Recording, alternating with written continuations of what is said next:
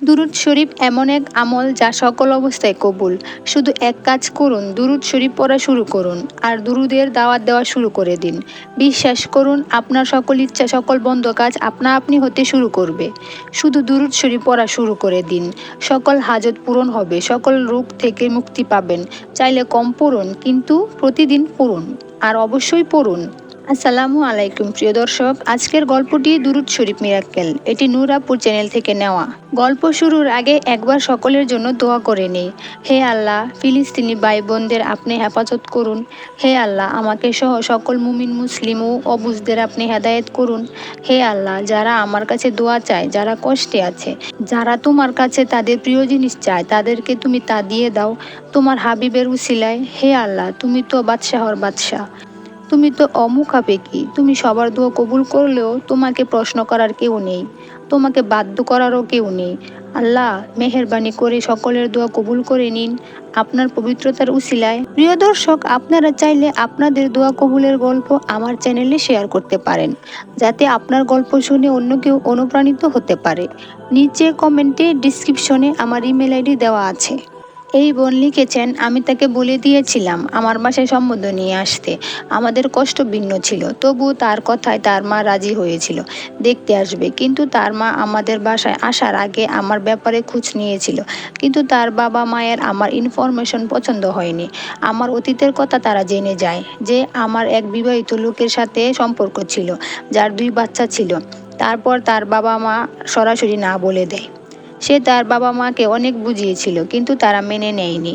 এরপর আমি হতাশ হয়ে পড়ি, আর আমার মনে হচ্ছিল আমার ভুলের জন্য আমার বিয়ে হবে না।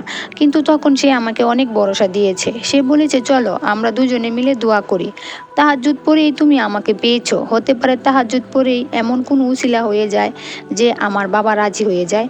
তারপর 1 বছর পর্যন্ত আমরা দুজন অনেক ওজিফা করেছিলাম, যে আমাদের যা বলতো আমরা তাই করতাম, যেন আমাদের বাবা মা মেনে নেয়।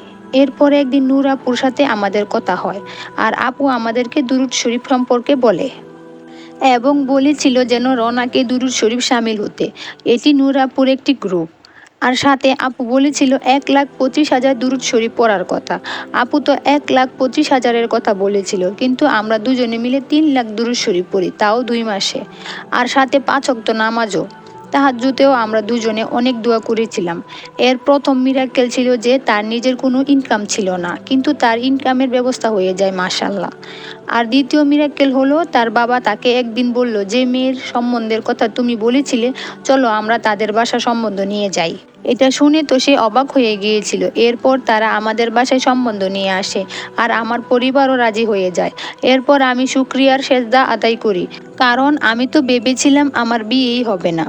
কিন্তু আল্লাহ তাআলা আমার শ্বশুর শাশুড়ির মন এত নরম করে দিয়েছিল, আমি তো কখনো ভাবিনি দুরুদ শরীফের বরকতে তাদের মন এত নরম হবে, তাও আমার জন্য।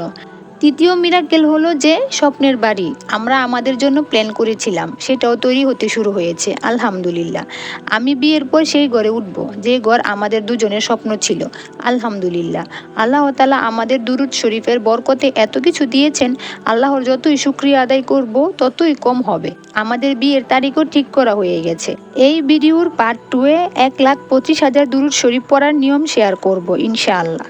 প্রিয় দর্শক, মনে রাখবেন, আমল বা দোয়া যাই করেন আল্লাহর উপর সবসময় তাওয়াক্কুল করতে হবে, তাহলে তাড়াতাড়ি ফল পাবেন ইনশাআল্লাহ।